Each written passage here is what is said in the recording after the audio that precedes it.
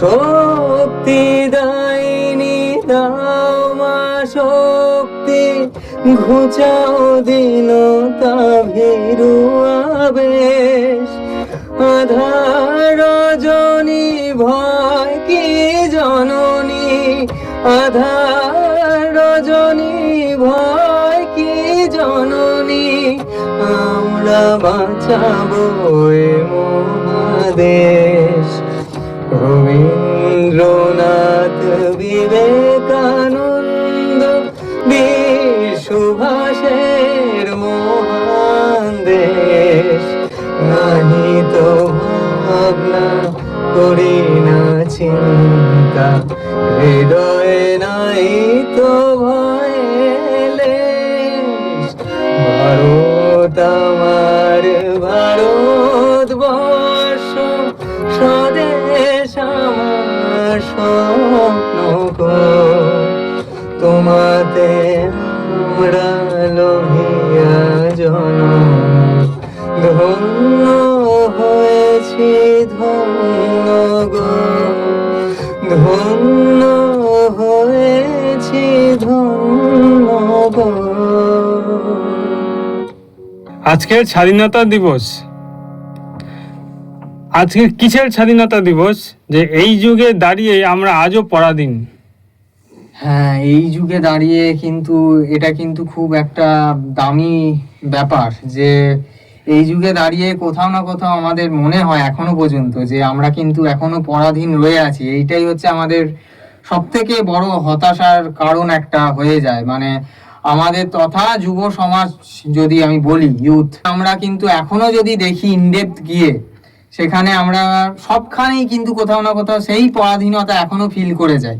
কারণ আমরা খুলে কথা বলতেও আমাদের একটা আপত্তি বা এইরকম ব্যাপার আসে, চারিদিক থেকে বাধা আসে। কেউ খুলে এখন মানুষ কথা বলতে পারে না বিভিন্ন দিকে। আরো অনেক কিছু ইস্যু, যেমন আজকালকার এই যে গানেই আপনারা দেখলেন এত মহান ব্যক্তিত্বের সমস্ত নাম, এই নামগুলোকে নিয়েও আজকে বিভিন্ন রকম কুরুচিকর বিভিন্ন জিনিস করা হচ্ছে।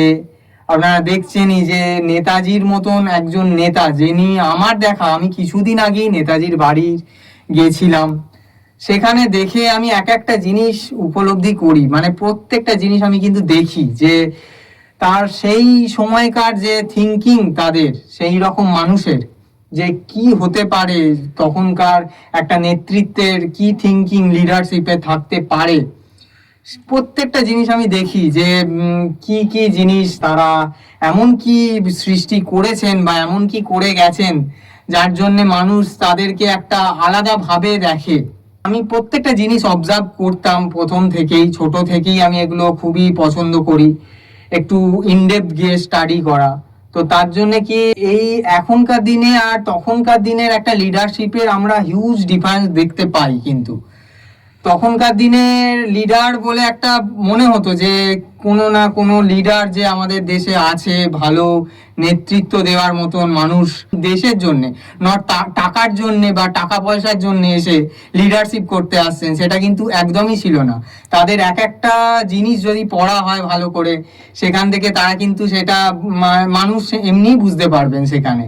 কিন্তু এখনকার দিনে কোথাও না জিনিসগুলো আলাদা লাগে। মানে সবাই যেন নিজের নিজের একটা স্বার্থ সিদ্ধির জন্য সবখানে আসছেন। কথা বলতে গেলেও মানুষের সঙ্গে একটা স্বার্থের ব্যাপার হয়ে যায়।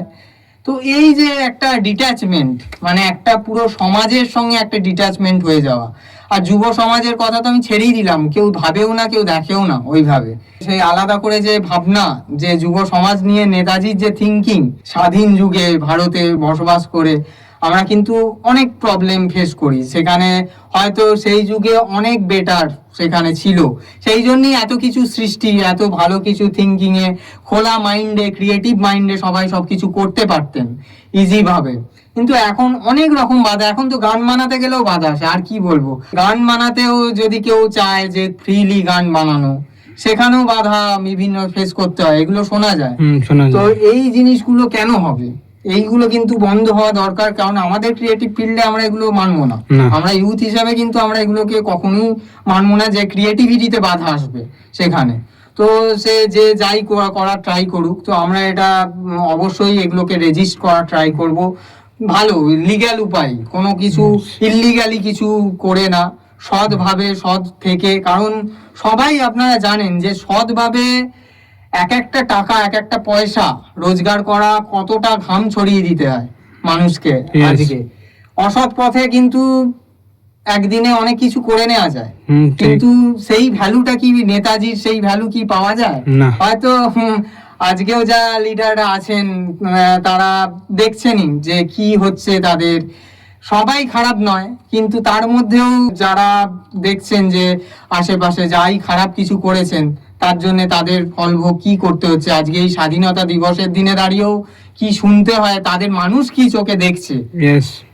এই ব্যাপারগুলো আমি বলবো যে যতটা ভালো বুঝে মানুষ ঠিক করবেন, ততদিনই সুস্থ একটা পরিবেশ, সুস্থ সমাজ তৈরি হওয়া সম্ভব।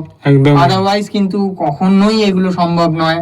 আমরা চাই যে সব মানুষ ভালোভাবে বাঁচুক, এই যুগে দাঁড়িয়ে যে রকম বাধা সৃষ্টি হচ্ছে সেই সমস্ত বাধা না আসুক, স্মুথলি সবাই সবকিছু ভালোভাবে করুক।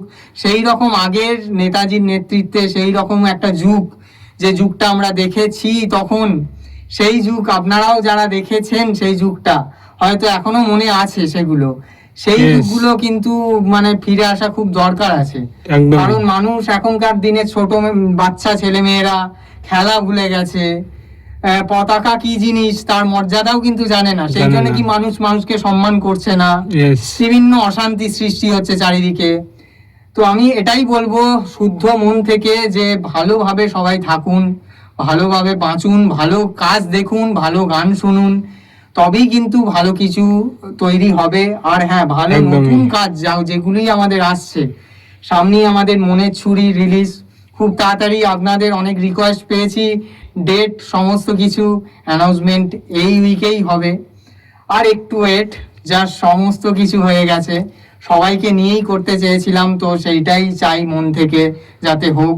তার জন্য অনেক কিছু প্রবলেম ফেস করতে হয়, আপনারা জানেনই, এক্ষুনি বললাম যে সৎভাবে কিছু করতে গেলে অনেক বাধা, অনেক বিপত্তি, অনেক কিছু ফেস করতে হয়, প্রবলেম। তো আমরা একদম। ট্রাই করব ভালো মন থেকে ভালো কিছু করার, সমাজে যাতে কিছু আমাদের ভিডিও যেই দেখুক, একজন দেখলেও তার যাতে পরবর্তী প্রজন্মের যাতে একজনের হলেও সেটা কাজে লাগে Yes. অ্যাকচুয়ালি, সেই ব্যাপারটাই আমরা চেষ্টা করি। ভালো কিছু মানুষ সারা জীবনই স্মরণ করেন, মনে রাখেন। তো ভালো কাজ অবশ্যই মন থেকে বানানো জিনিস মানুষের মনে যাবে, এবং সেখান থেকে মানুষ আলাদা কিছু একটা উপলব্ধি এবং ভালোবাসা, সাপোর্ট, আশীর্বাদ করবেন আমাদের। Thank you so much. সবাই অবশ্যই পাশে থাকবেন, সিঙ্গিং রিয়েলিটি, এসআর স্টুডিওস, এগুলোর। Thank you so much. সবাই খুব ভালো থাকবেন, সুস্থ থাকবেন। Thank you so much.